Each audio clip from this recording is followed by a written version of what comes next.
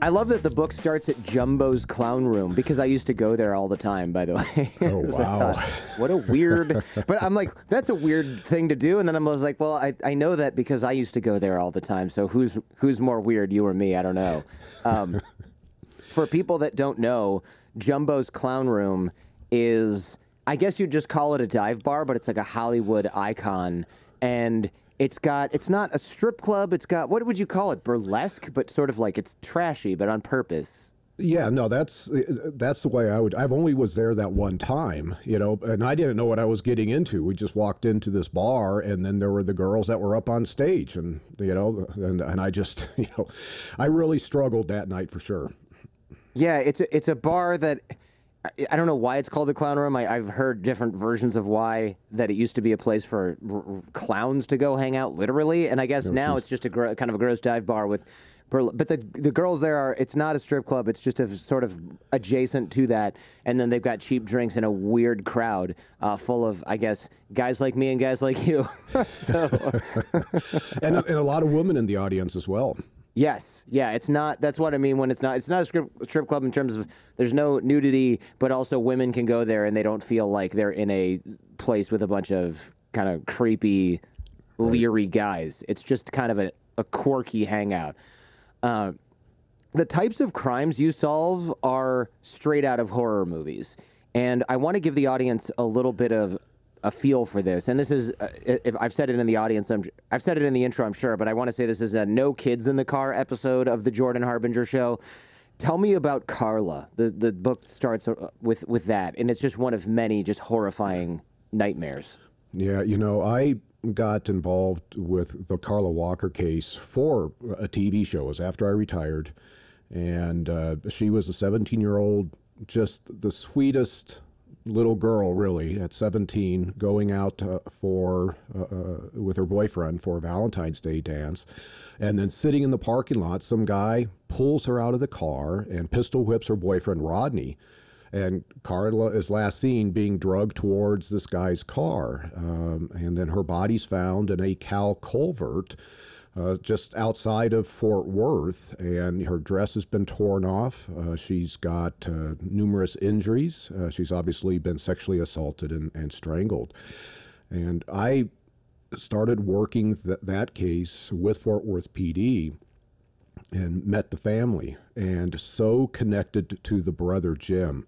When I was talking to him, he was 5 years younger than Carla. So when he got old enough to drive a few years after she had been killed, he would drive out to where her body was found and go and sit inside that culvert overnight, waiting for the killer to reappear.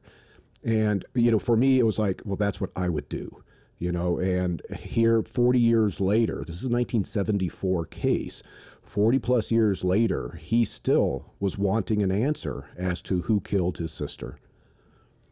It's so just thinking about a 16-year-old kid who was 12 when his sister was murdered, spending, you know, when you're 16, you're driving around, you're going to the gas station is exciting, you're picking up your friends, you're going out for some burgers.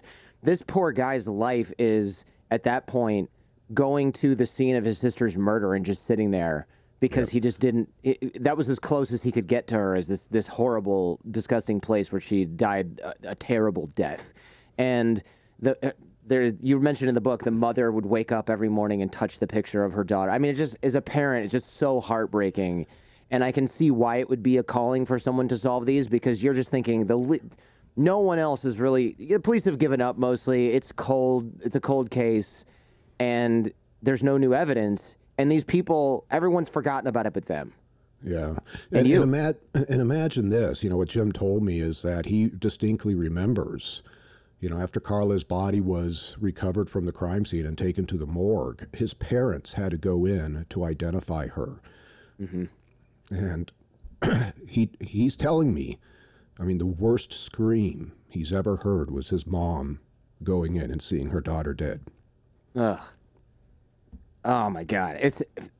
I read this book on a plane, and I had to get tissues from the flight attendant and I made up some nonsense about how, I don't know, the air was dry or something, because it's just, I'm not that sensitive of a guy, but it's really, You don't hold back on describing things in the book, and I think that makes the book really special because it's really easy. You know, when you watch something on television and there's a scene like this, they flash it by really quickly because they can't really show everything. It's a little bit too much, and you just have to use your imagination. And in the book, you don't really have to use your imagination. And I think that does a service to the victims because they had to go through this, and all we get to we're reading about it for an interview or for I don't want to say entertainment, but for education or edutainment.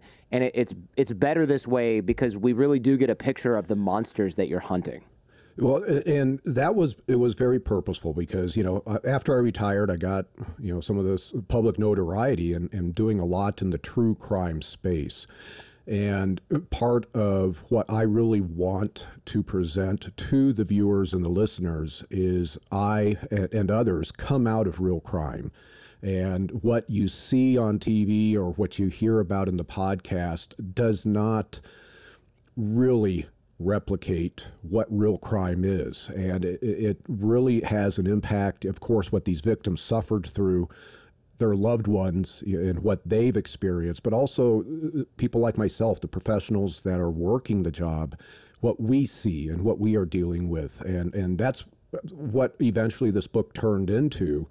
It was going to be a thesis on the Golden State Killer, but as I was working with my collaborator, Robin, and we're going through my career and really the psychological and emotional trauma of working these cases started to come out during our collaboration, and that's what this book turned into.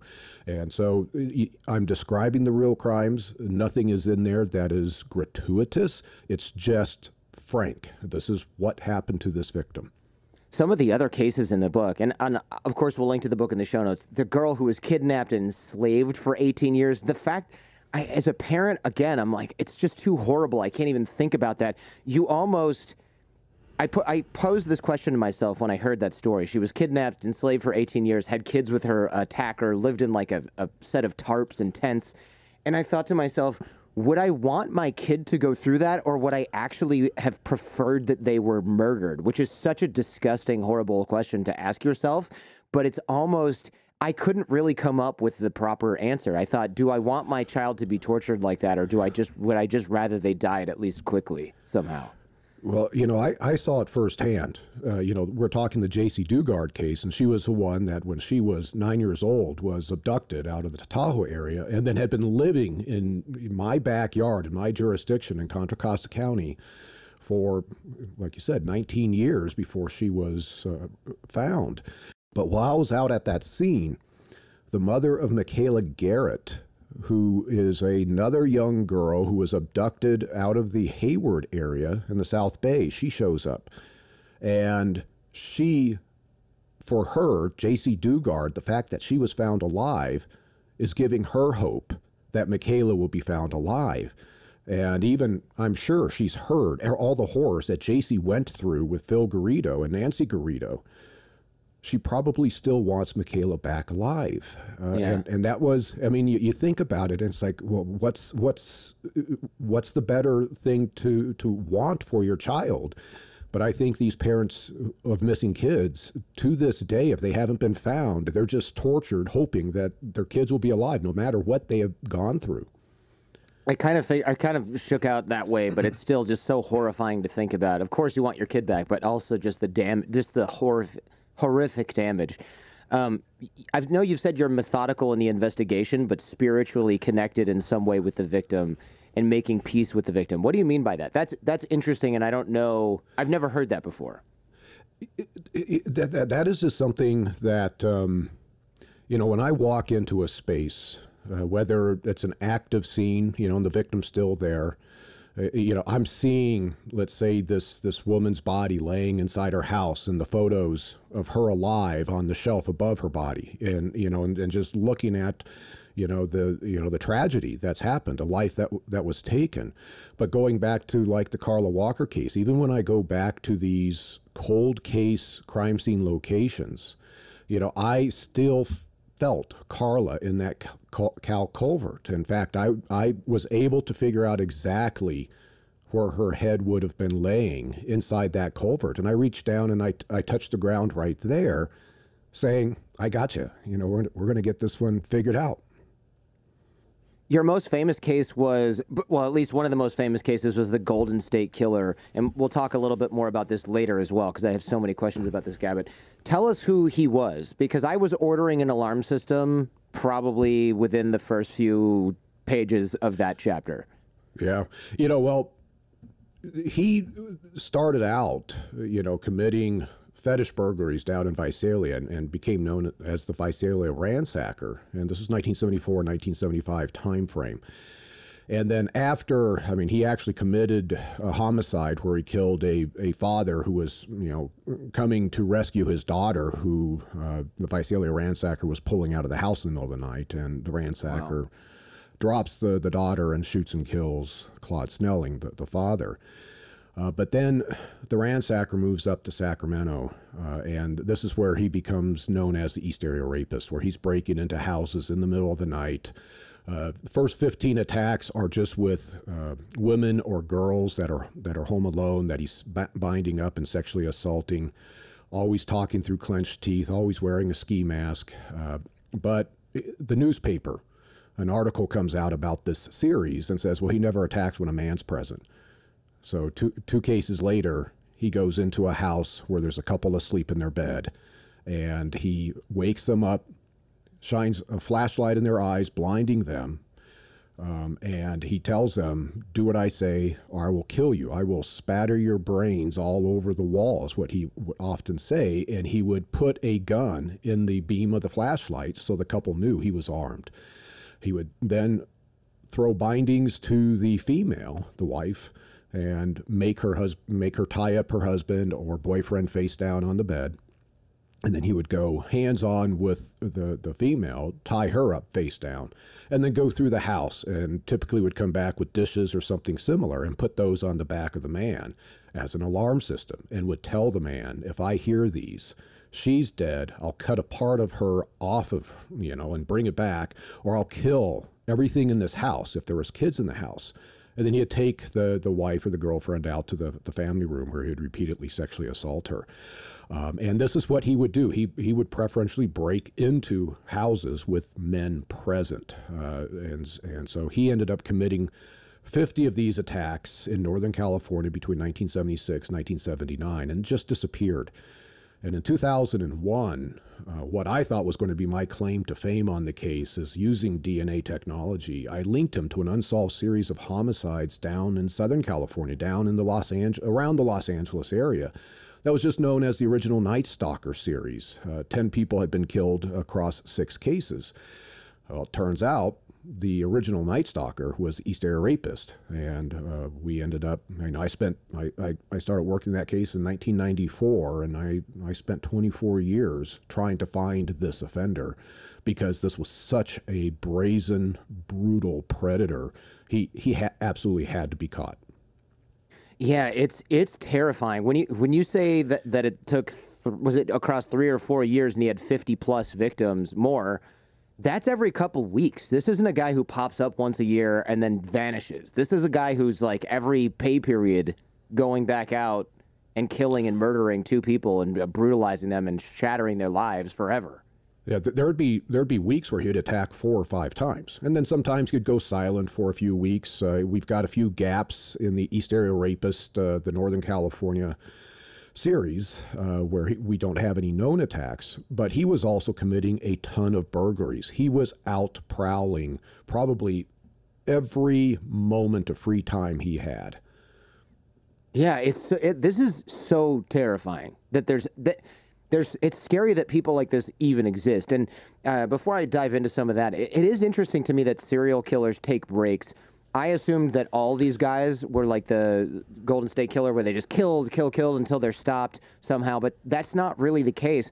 And I'm wondering, why do these guys stop? You mentioned that sometimes they get distracted with something else. What is that? Yeah, you know, it varies from offender to offender, but with some of the notorious cases that have been solved over the years, such as Green River Killer and BTK, Gary Ridgway and Dennis Rader, you know, when they were interviewed, like Gary Ridgway killed 48 women in 2 years up there in the Seattle area, very prolific offender.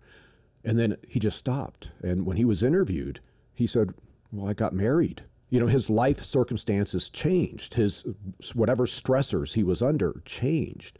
Dennis Rader, who I think is the most similar to the Golden State Killer in terms of kind of the level of intelligence and sophistication and the types of crimes that he was committing, breaking into houses, he said that he was a meticulous planner, and he planned a crime expecting a lone female inside the house. And when he went in there, there was a man, and he got into a fight with a man, and he left after successfully attacking and killing. He left that location going, I could have been hurt, I could have been killed, I could have been caught, and I don't want any of that to happen. And he recognized he was getting older. And so that's why he said he stopped. Other series that I've worked, you know, some of these serial predators, whether they're rapists or killers, you know, their life circumstances change. Sometimes they may have a compulsion that builds up in them, and they may attack multiple times, and then the compulsion has quieted down for a period of time for some reason until it builds back up again. And even with Golden State Killer, you know, he committed over 100 fetish burgs in Visalia in a year and a half. Then he goes up to Northern California, Sacramento, and down into the Bay Area, and he commits 50 attacks across 3 years. He's very prolific during that time frame. But when he becomes the original Night Stalker and starts killing, he almost goes biannual, where he attacks, he kills either a couple or a single female, and then there's a 6-month gap, and then he does it again. It's almost like a refractory period. After somebody's had sex, that compulsion probably died down in him after he got that whatever psychological need he had from the homicide, and it took another 6 months before it built up again. Wow. It sounds like that show Dexter, which I'm sure you've seen, where he's got the itch and he has to scratch it, and he goes after the criminal, the other serial killers or whatever. Yeah. It's so weird that the guy got married and then decided to stop killing. I'm just imagining this guy on a Tinder or Match.com, and he's like, I guess I have to make up a different hobby because my actual hobby is butchering families at night. So what do? They just, I build boats inside glass bottles. You know what? Like, how do these guys? Imagine getting married and you find. Did his wife know? Did she find out when he got arrested for a bunch of murders that she'd married a serial killer who gave it up after their wedding? Well, if we're talking Joe D'Angelo and the Golden State Killer, there is still questions as to whether his wife had any knowledge of his cases, and she's never fully cooperated with the investigation. There are instances within the series in which, when he's up in Northern California as a rapist, that there may have been a second person waiting for him either in a car or outside, that he's handing some of the, the loot that he would take out of the house, whether that's a girlfriend, a wife, or a partner, don't know, and can't even say for sure. But considering how prolific Joe D'Angelo was as the Golden State Killer, he was gone from the house all the time. And so how does the wife not at least suspect something is up? Well, he was a cop too, right? So he could have said, I have to work late, which makes sense if you're a cop. Do they have kids? Imagine you find out your parents were serial killers. Yeah, no. So yes, Joe D'Angelo was a full-time law enforcement officer, both down in the city next to Visalia, where he's committing the burglaries. He was an Exeter PD officer and actually promoted up to sergeant. And then he went up to Auburn PD as an officer. Auburn is just north of Sacramento. And for the entirety of the East Area rapist phase, he was a full-time cop. And while he's not wearing the badge, he's out there raping women and committing all these burglaries. He did have kids, and he, in fact, he had 3 daughters, but he didn't start having kids until 1981 when his oldest daughter was born. And in fact, his wife was 7 months pregnant at the time of a homicide, the Gregory Sanchez, Sherry Domingo homicide in Goleta, Santa Barbara, when he kills that couple.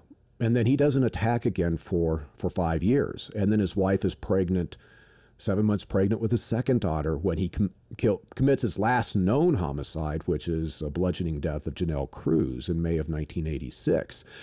And then he has another daughter. So he ends up, having 3 daughters, who, think about this. He is a predator who is attacking women and teenage girls. I mean, he raped multiple 13-year-olds during the course of his series. And now he's got little girls in his house. I saw the 2 younger daughters who are, one's a emergency room doctor and the other is a graduate student, very smart, beautiful young girls. And the night that DeAngelo was arrested, they're at Sacramento Homicide out in the lobby and they're sobbing. They can't believe their father has been, named as the Golden State Killer. I really feel bad for them finding out. I cannot even imagine what that's like. Yeah, and this is something. In fact, I was just talking with the Sacramento DA, Anne Marie Schubert, and this is sort of the collateral damage that many people don't recognize that these offenders are doing to their families.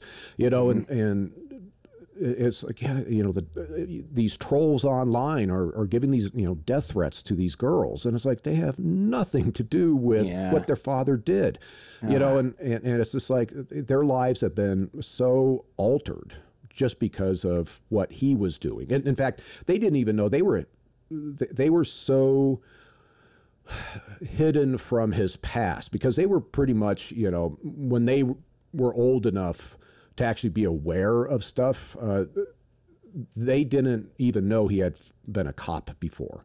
So wow. They had, the parents, Joe and Sharon, had hid a lot of information from the daughters about his past life. This guy was stone cold crazy. Like, look, yes, he's a rapist and a murderer and a crazy psycho predator. But also it says after the Golden State Killer raped some of his victims, he would crouch in the corner and cry. This is legitimately weird as hell. This is a severely damaged individual who, what's with the crying? What's that all about? I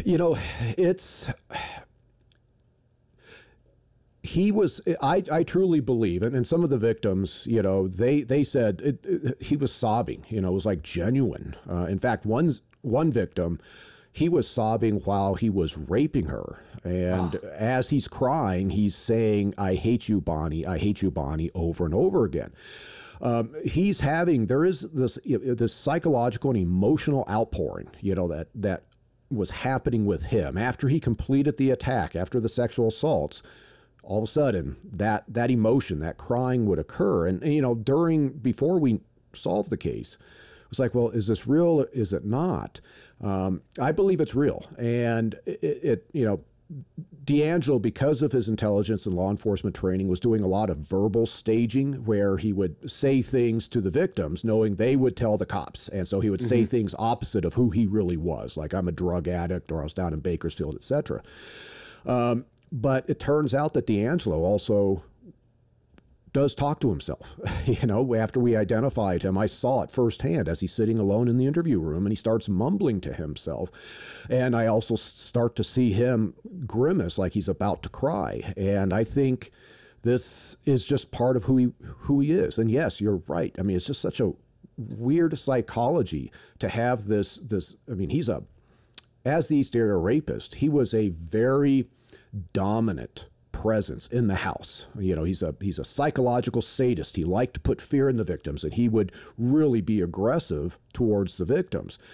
And to see him cower in the corner and cry after that whole dominant display, it really is an interesting insight in terms of possibly an internal struggle that he was having with the types of crimes that he was committing. It's like the guy, and I'm not a supernatural believer or anything like that, but it's almost like this guy just has a demon inside of him that he can't control, and it's almost separate from his other personality in a way somehow. I actually do think with DeAngelo is that he really internally was fighting with the compulsion. And I believe that eventually, in 1986. he got to where he got on top of that compulsion and he stopped. He was now 41 years old in 1986. So he's getting older. But I do think he's somebody that really struggled with that, with the cases he was doing, and very different than BTK and Dennis Rader. You know, Dennis Rader is very proud of his cases, and you know, he identifies as the serial killer. I think Joe DeAngelo is ashamed of the cases that, you know, the attacks he did and the lives that he wrecked, and was trying to bury it. To this day, he's never spoken about these cases. He is not seeking any type of public notoriety like BTK did. I think he really just wanted to move on and be the family man and be the, you know, doting grandfather. So he's an interesting study. And until he's willing to sit down and talk and possibly even be psychologically evaluated with a, you know, a good profiler, you know, we don't know. We're guessing. Yeah. What is BTK? I don't know. I'm not that familiar with these folks.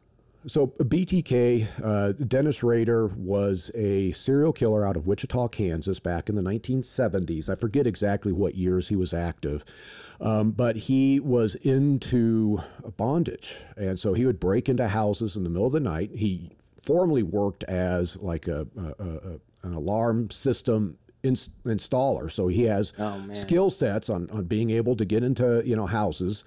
And he would bind his victims up and you know, ultimately kill them. And he would also take photos of himself in between these cases where he would do like this autoerotic style bondage and have him, you know, bound, hands, feet, you know, have like a female mask on in order to satisfy his sexual fantasies. And he corresponded with the police and named himself as Bind, Torture, Kill, BTK.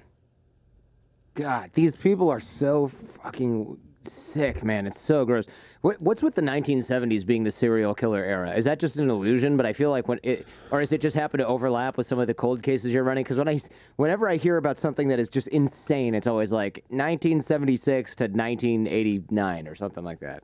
Yeah, no, there was a definite spike in serial predator crime in the 1970s. You know, and it kind of started in the 60s, and different jurisdictions had different spikes. But, you know, my jurisdiction, the Bay Area, even down Los Angeles, you know, 1970s were off the hook. And part of it was the ready victim pools that don't exist today. Think about Edmund Kemper, you know, the huge serial killer out of Santa Cruz, and he was picking up female hitchhikers, right? Right. We don't see women hitchhiking much today because of dangerous guys like that. Yeah, absolutely. You know, and back in the 70s, you know, DeAngelo took advantage. Houses generally didn't have alarm systems. Yeah, we didn't have video surveillance or anything, all the modern technology today that would make committing this type of crime hard, especially doing a series. And so you have these predators that, you know, basically they would go to where it was easy for them to find these victims. And then as, let's say, hitchhikers are no longer available, as houses got more secure, a lot of these predators ended up, in my experience, in the 90s, you know, that's where they are going after the sex workers on the street, because now they have victims that are just, you know, voluntarily getting into their car. And then as these, you know, stroll areas started to dry up because, you know, the technology came along and now escort services are online, where do you think the predators are? They're now using online resources to lure and isolate these women, or not necessarily just women, but, you know, to get these victims. And so now you have predators that are technologically savvy enough. And their goal is always to go hands-on. So they have to use the technology and use, you know, the circumstances in order to be able to somehow isolate that victim so they can carry out their fantasies. How many serial killers are active in the United States at any given time? Is that something we can even figure out? You know, that's so hard. I know as I was researching things for the book, you know, it's possibly up to, you know, a couple thousand. Wow. Both with when you think about the truck drivers, the online services. A lot of these sex workers will they just go missing, and nobody reports them missing, and they don't even they just may have moved on to a different location, or their bodies are found in a different state. But this is not a phenomena from the past. It is still happening today. It's just different today than what it was back in the 1970s when D'Angelo was active. These folks, you expect them to be really creepy, but it seems like a lot of them are normal next door type folks, which makes it even worse, of course, because now you're thinking, if they didn't know their dad was a serial killer, you certainly wouldn't know if the guy down the street who you don't talk to that much but seems fine is also a serial killer, but lives in your neighborhood. Yeah, and that's part of the scary aspect. I mean, there are offenders that do look like the boogeyman. I have one guy. He's a bona fide serial killer. This Wild Bill Huff. And if you saw a photo of him, you'd go, yeah, that guy's a serial killer. I mean, he looks like a serial killer. But a lot of these guys, most notably like a Ted Bundy, everybody talks about what a good-looking guy he was. He had a decent upbringing, and he utilized his looks, his personality, his ability to charm, to be able to lure and isolate his victims. And he would, be able to put them at ease because they would look at him and go, he doesn't look like a bad guy. In fact, he seems like a really nice guy.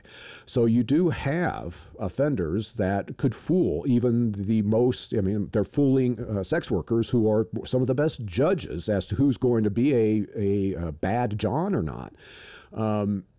But it's the entire spectrum, It's just like any other part of society. These predators, from a look standpoint, from a personality standpoint, the spectrum is wide. The murders and the scenes you've come to and witnessed must have taken a toll on you. People executed in their homes after a burglary or something much, much worse, as we've mentioned earlier. I wonder if. What sort of effect have you seen just on yourself as a result of this? Well, that was really what ultimately one of the primary messages of my book, that came out, unexpectedly came out, was, the effects. After the Carla Walker case, I'm out there shooting that. It's an unsolved case. I'm giving an update to Jim and his sister about what I was doing on the case, working with Fort Worth PD, and I'm kind of breaking down, crying on camera, just giving them an update. And I go out and sit in my Jeep outside of their house, and I just start to sob. And I'm like, what the hell's going on with me? I've never had this type of reaction. And then as the book opens up, with, here I am, I'm self-medicating with bourbon, and, I'm with a friend, and we end up at Jumbo's, and, this girl is on stage, and I'm just looking at this girl who's having to go around and collect all the ones that are being thrown up on stage. I'm seeing her going, she's going to be a victim. She's going to be another body dumped on the side of the road, and that's just when I just cratered psychologically, and ended up going into a therapist. And, the therapist, I live out here in Colorado Springs, and she deals with special forces guys and military guys. And, she's hearing about what I've been dealing with for 30 years of my life. And she goes, Paul, every time you work these types of cases, you get a little nick, and that one little nick may not seem bad in and of itself, but once you've got a lifetime of all these nicks, you're bleeding out. And that's really what I started to recognize. And I've seen that in other investigators, both active investigators and retired investigators, because we don't talk about, what we're experiencing and how bad it is. We just shove it in. We got a job to do. And when we come home, open the bottle up. Yeah. I wonder, did the physical killers scare you less than emotional conflict or emotional issues do? When you say physical killers, are you talking about? Yeah, I'm wondering if the serial killers are what you fear the most, or if you're actually more stressed out by, let's say, just regular emotional connection with other people in some way because of the nicks?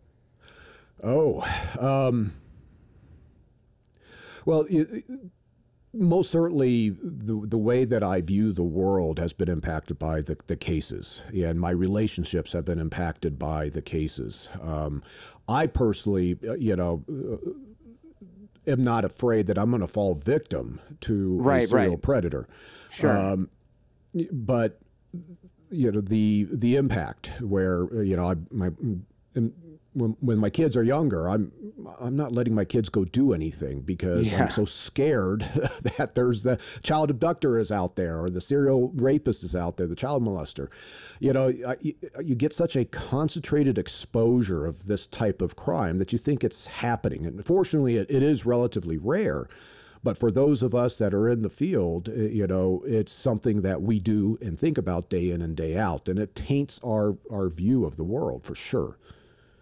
Yeah, it seems like for me, it would be so hard to still see the inherent goodness in people, knowing firsthand the hideous violence that some of these same people are capable of, potentially, even if it's a small amount.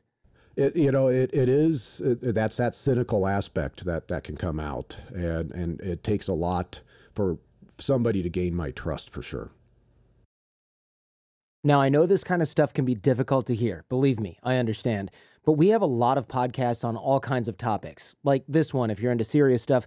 But we have shows on lighter topics too. Emmy-nominated comedians, billionaire investors, Fortune 500 CEOs, and of course, organized crime figures, legendary Hollywood directors, Russian spies, arms traffickers, undercover agents, rocket scientists, neuroscientists, and more.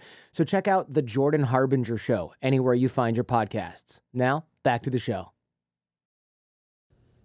Do you ever picture, or did you ever picture one of your own kids laying there at these crime scenes? There was one where it was like a 12-year-old boy who was tied up to his dad, and then they shot both of them, but they had shot the kid first, so the dad had to deal with it. I would always be putting myself in those situations, which is, I could never do this job. Yeah, well, and that is really, that is part of the hardest aspect, is, kind of rectifying, seeing these tragedies and then having the visions of your own family having something like that occur. And one of the the worst situations for me on that front, and I do talk about it in the book, is where the father comes in and takes his two little girls hostage, and then ultimately kills these two little girls by shooting them in the head, and then kills himself. And I'm in there, and it's when you see a little girl's brain and blood matter spattered on a baby bottle, that's just not right. And then the shoes that these girls had, turns out, my son, who was really young at the time, had the same shoes. And so when I'd come home and I'd see the shoes, the visions go back to, seeing those at the scene.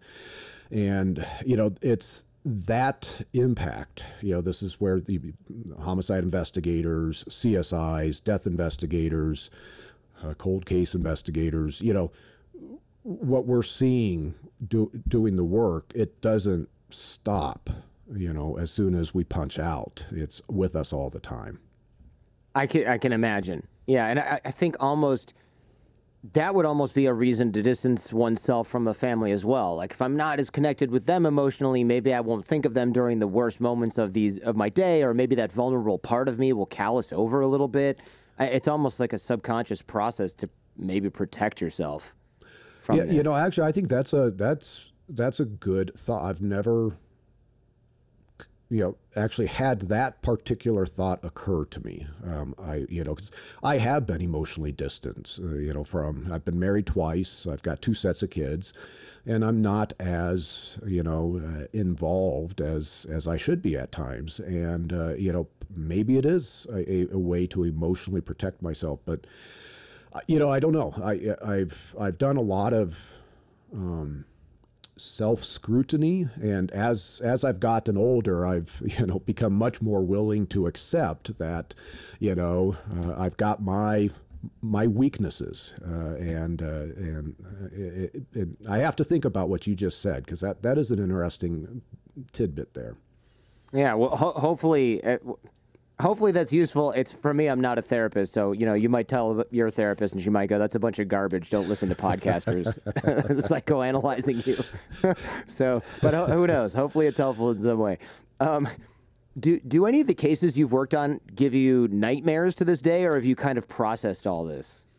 Well, it's interesting is I don't have nightmares, and I have very You're lucky. graphic dreams. When I do have nightmares, it's something that's happened to my kids, right? But it's not related to the cases. But I did have a recurring nightmare that was case related, and there was this Emin Bodfish case, a wealthy recluse that was bludgeoned to death inside his home, and the house was very weird, most bizarre case ever. Had medieval, decor and everything else. And Emin was a third order priestess in the Druid religion. And, I had done a deep dive on the pagan religions to try to see, is there a reason there for motive for this homicide? But I would have this dream of being inside Emin's house, and it's dark, and I find a trap door underneath this ornate, Persian rug, and I open up the trap door, and I put my head down, seeing stairs go down to a basement, and as soon as I shine the flashlight, Emin's crushed face with the maggots in it would just pop right in that staircase, like just waiting for me. And that'd be the moment that I would wake up, and I would have that dream over and over again. And it wasn't so much like I felt like it was a nightmare, but obviously it's not a normal dream to have. No, that's definitely not normal. So this is a real case, but there was, if I remember the book correctly, there was no trap door under the rug. He was just dead on the rug. There's no trap door. He was just had been laying there for 5 days in the heat, so very decomposed, a lot of fly and maggot activity, and just a bizarre case all the way around. Yeah, that was a tough one to read. I had to take breaks from reading the book at times, and that was one of them, because psychologically it's just a little hard. Again, I'm not a sensitive guy, and also, if you're eating right now, pause, because I'm about to tell about an anecdote where I had to put down my airline snack mix because I couldn't even handle that. For real, pause it. It's like you'd said something along the lines of, the dead man's face just twitched. Oh, no, it didn't. Those were just maggots feasting on his face. I needed to get samples of the larvae and eggs the flies had laid inside him because it can help me determine the time of his death. So I rolled up my sleeves and knelt down. And y'all know where this is going, but I understand that you had a nightmare about that. I can't even see how you would ever forget something like that. The smell and everything, getting that out of your head seems impossible. No, but this is just one case in which I'm dealing with maggots. I'm dealing with decomposed bodies. That's just part of death, right? It's part of any homicide investigation. If it's not a fresh case, you're going to be dealing with the decaying process, the insect activity, and you have to be able to deal with that, and you have to recognize its evidentiary value and just suck it up and collect it, no matter how gross it may be. Yeah, unfortunately, I was at this particular point for that detail. I was at an airport Chili's, and I was ordering. They just set down this steaming bowl of chili, which is like red with like meat in it, and I'm like, I'm gonna listen to something else for 5 minutes and sort of get a clean slate, because the maggot face twitch was not gonna be. It's not chili food. It's not chili. You will never look at a bowl of chili the same way again. Yeah, that was one of those where I just thought, okay, I'm not going to be able to eat this. Airport chili is not good anyway, no matter what. But there's certainly ways to make it worse, and that would have been one of them.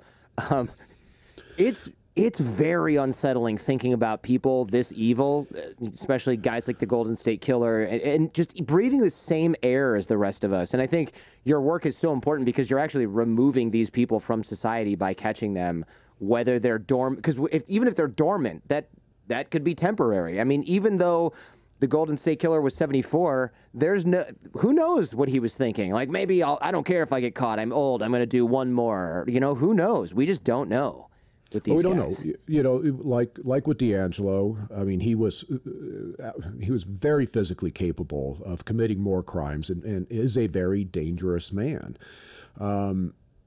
Even when these guys go dormant, they do sometimes, you know, start to reoffend, and the goal is to try to prevent, you know, further victimization. So, as a cold case investigator, even though the case is 30 years old, it's like, no, you know, this is still a public safety issue. We need to remove this offender from society, identify him and get him so he cannot hurt anybody else. But also, kind of on the flip side is that these offenders have taken people's lives. They've traumatized so many people, and now they're just out there living their life, a life they don't deserve. D'Angelo was going fishing with his buddies. You know, he had a whole other career after he got out of law enforcement. He did not deserve to have that life, considering what he did. Yeah, I agree. I had that thought too. It's just the colossal unfairness of an 8th grade girl getting raped and or murdered in her room. Her father blaming himself for that for the rest of his life. Maybe the parents' marriage doesn't make it because of all that. And then this guy's like, well, he's not even thinking about it anymore, probably, right? He's just moving on. He's eating dinner with his wife and kids like nothing ever happened. And this other family every Christmas, you know, is every day, every single day is missing their child who was taken away in a completely random and unfair act so that this guy could get scratch a psychological itch. And it's just so profoundly unfair. No, there is that, but he's thinking about the cases. These offenders do go back and revisit those cases in their head. You know, that just helps with their fantasy. So not only has he destroyed that family's life, you know, that horrible crime is something that he is getting sexual satisfaction from until he dies. Yeah. So you think about it. It's just like, no, you know, and that's where you get to where, you know, like Dennis Rader, BTK, nobody's allowed to go talk to him. You know, they do not want him to get any type of thrill, you know, that somebody comes in with photos of one of his former cases or one of his former victims, or even just talks to him about the case, that he's just going to enjoy himself during that process. So these guys, they commit these horrific crimes, and then they continue to enjoy what they did during those crimes for the rest of their lives. Ugh, it's so gross thinking about that. It's so horrific. Real, actual, just filthy reaction to that kind of thing. Physically, I'm having a reaction to this. I can't even talk. It's just I'm thinking about, and this is my job, right? I can't. It's so.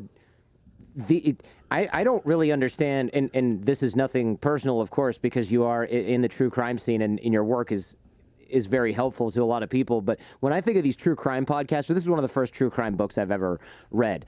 When I'm like, why are people listening to this stuff every single day? I can't handle it, and I don't know.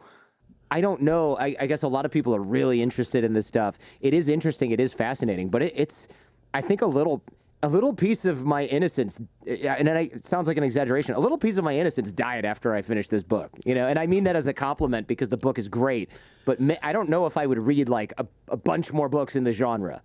Yeah. Well, and it is interesting, is, you know, the true crime genre, and I had no idea when I was active, but it is a very popular genre, but it always has been. You know, it really is. You know, people hearing about real cases and real crime, it's like the ultimate human drama.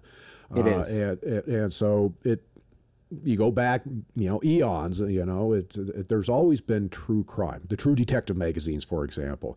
Sure. But one of the points you know, kind of getting back just to about how these guys continue to live, you know, forever with the thoughts of what they did, is one of the things that D'Angelo would do when he would sexually assault the woman, she'd be out there on the family room floor, is he'd turn the TV on and then drape a towel over the TV so he could get that glow in the middle of the night in that room while he's sexually assaulting her. When I walked into D'Angelo's room after he was arrested, he had a towel draped over his computer monitor. He basically was still setting up that environment so he could relive his fantasies of the cases, the attacks that he had been committing as the East Area Rapist. Oh my God, that's... when you saw that, nobody else would probably even notice that, but then when you saw that, you must have been like, aha, that's exactly what's happening here. Because, of course, if I see that, I think, oh, he's drying out his towel, and he needed a surface to put it on. But you knew specifically that means, like, yeah, he's trying to set up, he's trying to recreate these scenes, probably sitting in there and, you know, going to town, and, like, that's the room where he does all that, and it makes you wonder, did he do that every single night, or was it just occasional? I mean, it seems like this is a thing that obviously was so compelling for him that he committed a bunch of these and risked his life doing so. So it's obviously kind of a central part of his existence. No, it absolutely is. You know, these offenders may stop physically attacking, but they live, you know, they have an active fantasy life, and that fantasy life is fed by the crimes that they had previously committed. When it comes to cold cases, I've heard you say, don't rely on what was done in the past. Always revisit the evidence. What does that mean, and why do that? Oh, that's absolutely critical, and that's something that I just learned from experience, and I see this being done all the time. Is when an investigator or even a forensic scientist, you know, revisits a case, they'll look at the case and go, oh, you know, well, this work has already been done, and what I have found is that this evidence often is missed, wasn't processed very thoroughly. There's always more work that can be done. And of course, today we have newer technologies that could pull out information that couldn't be, you know, have even been conceivable by the people working the case back in the 1980s, 1970s, et cetera. So I always, when somebody, and I do a lot of consulting with law enforcement on cold cases, you know, it's always, I need to know what all has been done. And there are times when they say, well, we've done all the DNA we can, and we just did it 3 years ago. I'm like, well, okay, you haven't, let's revisit that. You know, I don't care if it was just done 3 years ago. There's still more work that can be done. Mm-hmm. Yeah, you have to hit reset and go back. And I would imagine, yeah, for an older case in the 70s, they might say, oh, well, we matched the blood type and it was somebody else. And it's, well, okay, but did you match there's a fingernail here, or there's dirt underneath this person, or skin cells that you couldn't have even found, or something else. And I would imagine you find things like that occasionally in the evidence. Yeah, absolutely. And you know, there are cases where they just didn't collect the evidence back in the day. And obviously you can't resurrect that type of case. But if they did a decent job of collecting the evidence and the evidence has been preserved, there's always something more that can be done. And it's just, you have to be persistent. You just keep going back and revisit the case over and over again. There needs to be better communication between the investigators and the forensic scientists as well, because oftentimes the scientists are just given an item of evidence and said, you know, find blood, and they don't know the circumstances of the case to help guide how they're going to process the evidence item. That scientist may have all the expertise in the world if they had more information to actually find probative DNA that may not be blood, but maybe there's something else there that could solve the case. Yeah, I can see them sweeping away all the hairs. There's not a whole lot of blood here. Sorry, guys, right? I can imagine, you know.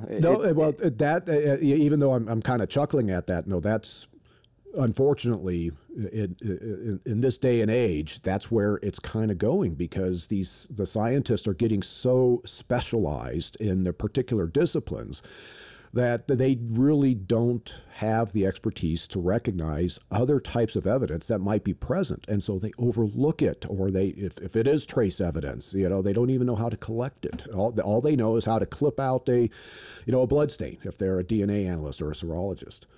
Interesting. Yeah, too specialized, not enough generalists, and then yeah, they can only. What's that phrase? If you're a hammer, every problem looks like a nail, kind of thing. That's a good phrase. Yes.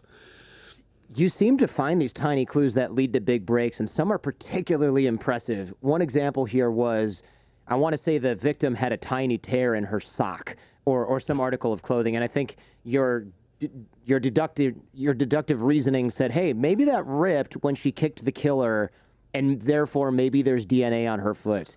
And then you turned out to be right about that, and that was the evidence needed to find the killer and convict the killer. How do you train yourself to find these virtually invisible little clues? No one's going to notice that kind of thing. A little tear in a sock. I have socks. They have tears in them. Doesn't mean it's not because of a fight. It's because I don't care. I have old socks. Well, this is just part of really paying attention. You know, and part of my background is I've worked as a forensic scientist. I've worked as a CSI.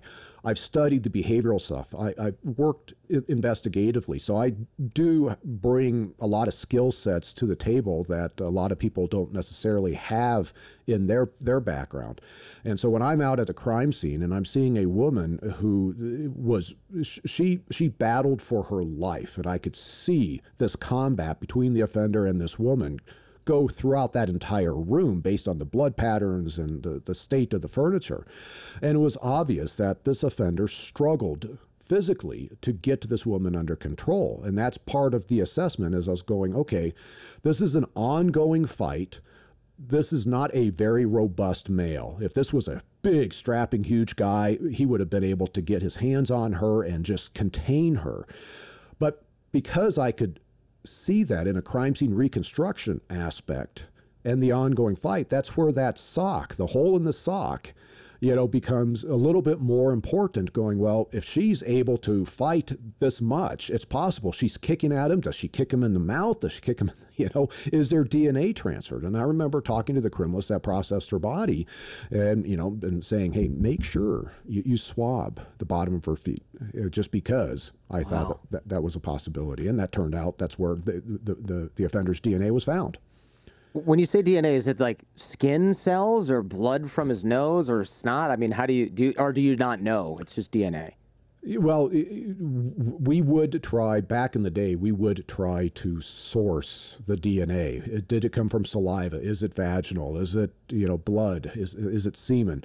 And we still do that to a point, but oftentimes with saliva, contact DNA, whether it be, you know, just skin cells, that's not being looked at as closely. Now it's just, I'm going to swab the surface and see, is there DNA there? And then if there is, whose DNA is it? Right. And there's got to be more evidence other than that, because if I walked into their house to set up their computer a few days before, my DNA could easily be on someone's sock because I drool when I install computers and she stepped in it. I don't know, right? But there's other you just use that to find the initial suspect, and then you can maybe what you know when you know what you're looking for, there's more evidence to be found? Yes. You never take any physical evidence as standalone, even DNA. DNA is very powerful. I mean, you can identify who the offender is, but then you have to investigate the circumstances of the case and make the case. And that DNA is critical. Why is that DNA there? Is there other innocent explanations for that DNA to be there? But then there's other aspects, circumstantial aspects of the case or other physical evidence that also needs to be done. And too many people think, well, I've got DNA and I'm good. Right. Well, let's, as you brought up, is there a chance that DNA is just spurious and it has nothing to do with the case whatsoever? And that does happen. I saw Gattaca, right, where he's vacuuming his keyboard because there's DNA. There's DNA for everybody who's ever been anywhere, I suppose, if you're looking hard enough. What is your process like at a crime scene? Do you try to recreate or visualize how the crime itself was committed? Because that seems really hard, and there must be thousands of possible variations of what could happen. You know, of course, it is dependent upon what is present at the crime scene, and it's seeing what was done to the victim, what kinds of injuries the victim had, whether there's blunt force injuries or there's incisive wounds, etc. And if there is blood patterns present, you know, whose blood is it, what kind of patterns are present, and you get to where, you know, when I walk into a scene, if I see a certain blood pattern, let's say a spatter pattern on a wall, that's like sort of a strobe light going off, if I'm just sitting in a dark room and there's a crime occurring and I can't see anything, and all of a sudden the strobe light flashes and I see the offender hit the victim, oh, now I get a piece of the crime. But then it goes dark again until I'm looking at the other pattern across the room and it's a smear. Now there's another strobe light that's just gone on. There's a bloody hand maybe has wiped across that wall. So by getting those little snippets of information, that helps to start to build the events that occurred. And there's sometimes enough information to sequence the activities, to say this is, the offender and the victim are here, and this is the initial stages of violence. And then as the case, progresses and more violence is inflicted, I can see movement throughout a room, for example. But you can never completely reconstruct 100% of everything that happens in a scene. It reminds me of, I'm sure you've seen a million of these movies. Remember Columbo, where he's like, so you walked in and you pulled the paper off with your left hand, and then and he keeps coming back for more until the person's annoyed and he cracks, basically. But it sounds a little bit like these are, I mean, some of the clues are just so strikingly small, like the sock thing. I wonder, is there any danger to maybe like falling in love with one particular version of events and maybe tricking yourself into missing something? Like you're so sure it must have happened this way that you stop looking for evidence that it actually happened a different way. That really is, part of the biggest fear. It is over-interpreting. And part of, my background is as a scientist, as a forensic scientist. And so the training for that is always to be conservative with the interpretation of the evidence. And so that training for me extends into when I get into, let's say, crime scene reconstruction. So I'm always erring on the side of being conservative and recognizing that there are variables present that I can't account for. There's variations to how the crime occurred.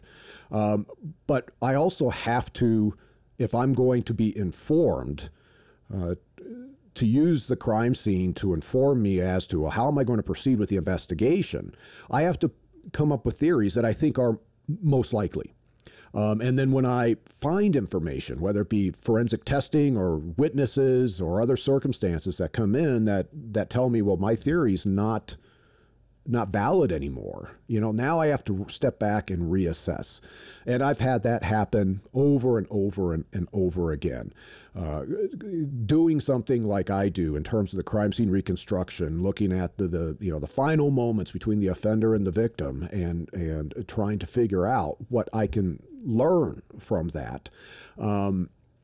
It's critical to my process as a cold case investigator, but it's also something that I have to always reset when I recognize, oh, maybe I did interpret this part of the scene wrong, or this, blood pattern wrong. It seems like the more it's dangerous, right? Because the more experience you get in a field, the more easily you can delude yourself into thinking that your first instinct is right or that your first assessment is accurate, and maybe you're connecting dots that aren't actually there. But then, of course, along with that experience comes the awareness of that bias that you constantly need to check yourself. So it seems like you're almost in a battle with yourself. Like, oh, I know what happened here. Wait a minute. Do I really know what happened here? Yeah, I know what happened here. Well, let me just, I better test these assumptions. It just seems like you'd be doing that over and over. Well, I would say, like for me, I was much more in my youth, when I was less experienced, much more going to get set into a particular theory as this must be the theory. This is how it happened. And as I've gotten the experience, I'm much better at interpreting, the crime scene evidence.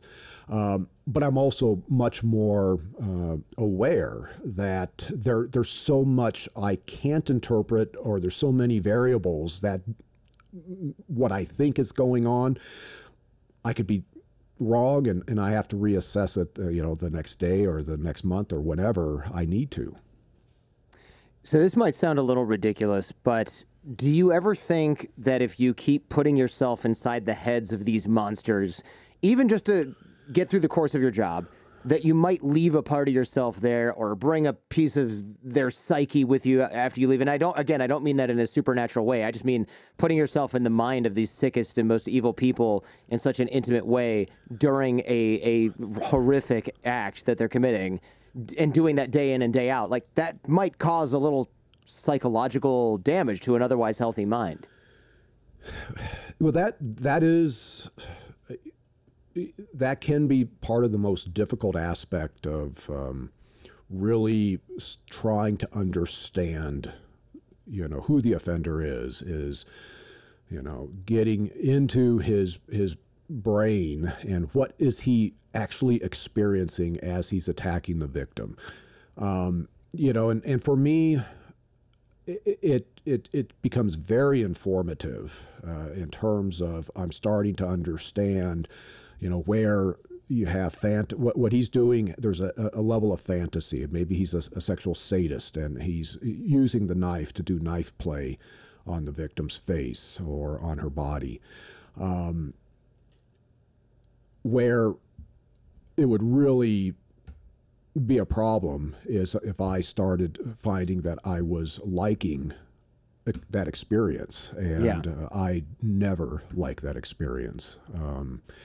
It really just, for me, shows how evil these offenders are, because what they are doing is just so brutal. How they could even get any satisfaction, any pleasure from what they do is, I can't grasp it. All I know is I have to at least try to experience what the offender's experiencing to help interpret what's going on in the case and find evidence and what the motive of the offender is, etc. Funnily enough, you ended up using, was it 23andMe or Ancestry.com, or are those the same company now? I don't even know, to find the Golden State Killer. These DNA databases, I remember when this happened a while ago, there was kind of this uproar because people thought, wait a minute, I spit into that stupid little test tube. Now they're going to be tracking me everywhere or finding it. And I'm thinking, okay, relax. They're finding serial killers. What are you so worried about? I get the privacy concern. I'm sort of being flippant with it, but at the same time, I don't know. I understand why people want a DNA database. Not that I'm necessarily for that. Save your emails for another topic of outrage here. But it makes a little bit of sense that you would at least try that avenue. And how did that work? Did you find somebody related to him using DNA, or how did this happen? Yeah, well, this genealogy tool was something that was being employed by these genealogists to help adoptees find their biological parents. And I ended up working with a genealogist by the name of Barbara Ray Venter. And the way the tool worked, we didn't use Ancestry or 23andMe. If we had, it would have been a lot easier because those are very sizable databases. But we ended up using Family Tree DNA and GEDmatch, which is kind of it's a public DNA database that people just put their own genealogy DNA profiles up into that they've had tested at Ancestry or 23andMe, et cetera. But the way the tool works is Golden State Killer's DNA profile. It's very different than the law enforcement type profile. So we had to have a genealogy lab test it, give us that type of profile, load it up into like GEDmatch, and then GEDmatch gives a ranked list of people in the database that share a percentage of their DNA with the person I'm looking for, the Golden State Killer. And then at this point, it's just now genealogy 101. It's take people, distant relatives. We had third cousins to the Golden State Killer, build their family tree using public source information until we find a common ancestor between some of these people in the database. And theoretically, this common ancestor is also an ancestor of the Golden State Killer. So now it's a matter of identifying all descendants of that common ancestor until you get into, the generation in which your offender was born. And we were confident that the Golden State Killer was born between 1940 and 1960. And we strong California connection, in terms of geography in the 1970s.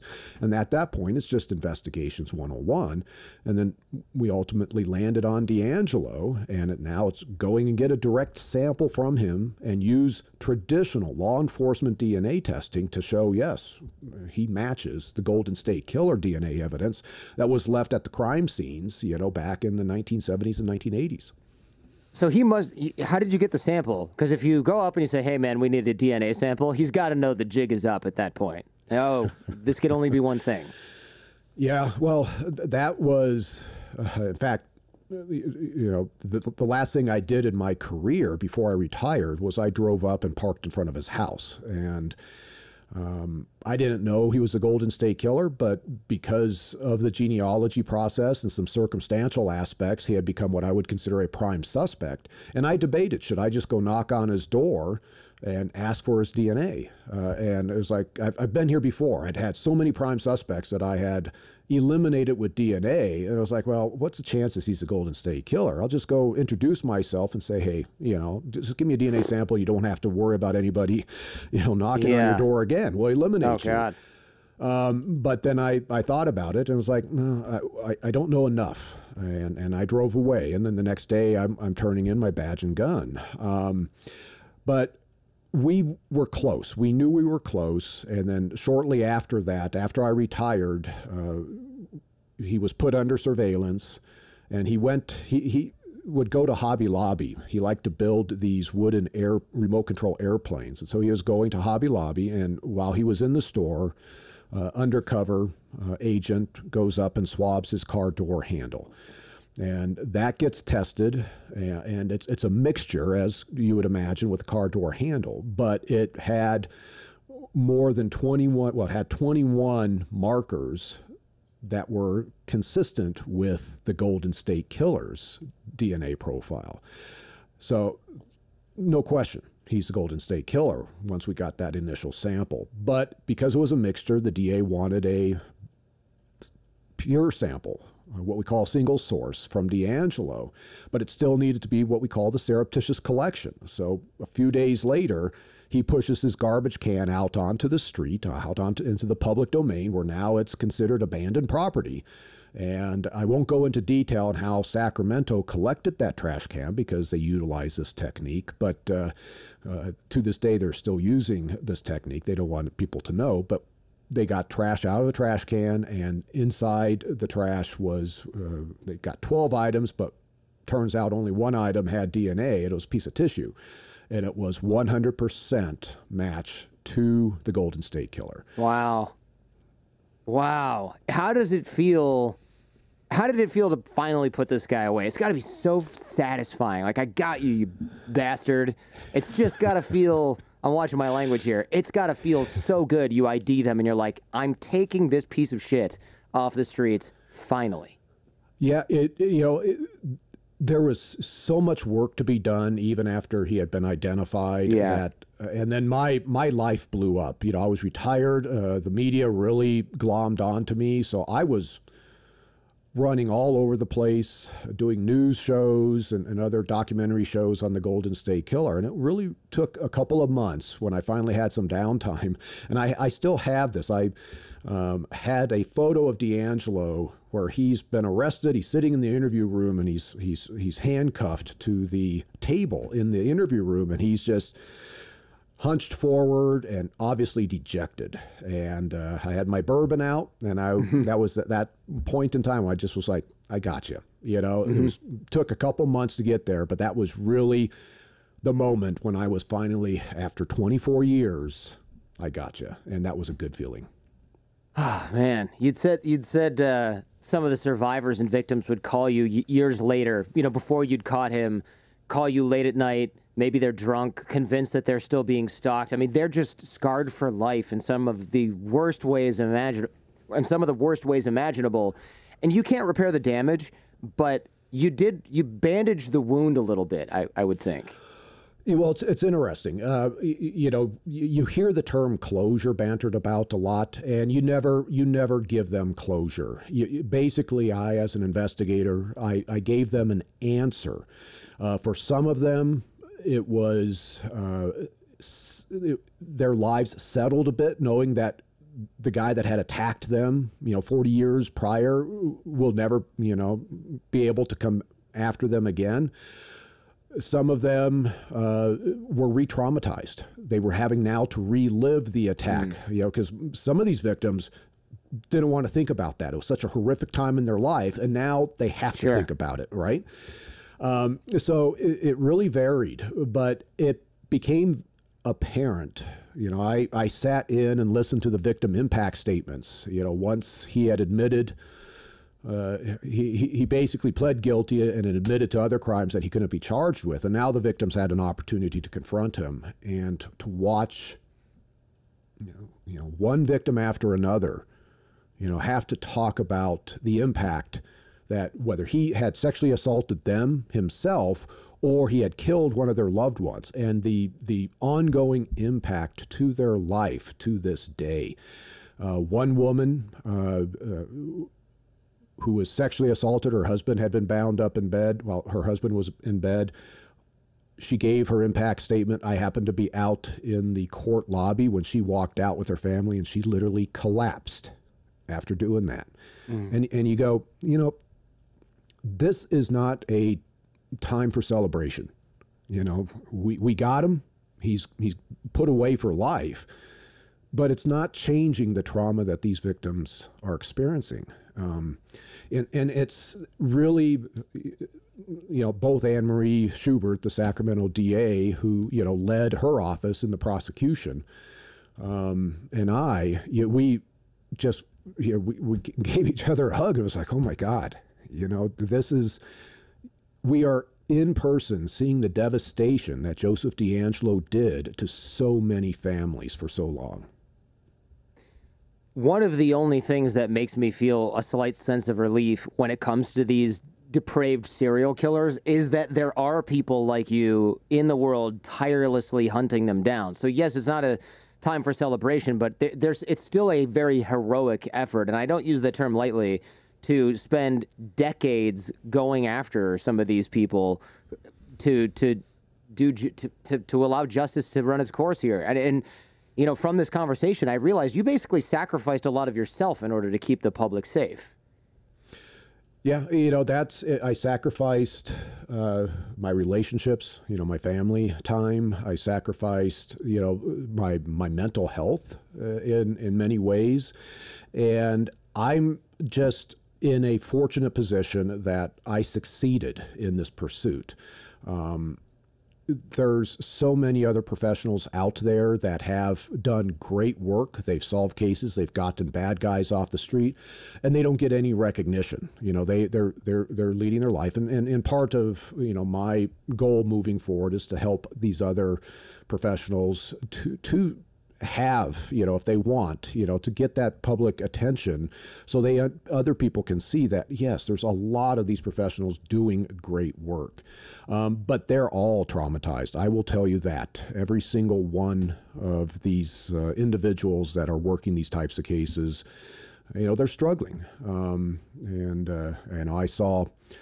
I interviewed Sheriff Reichert from Green River Killer. He was one of the investigators on Green River Killer, and I saw him choke up when he's recounting, what he was having to do in that case, and it was like, I recognize that trauma.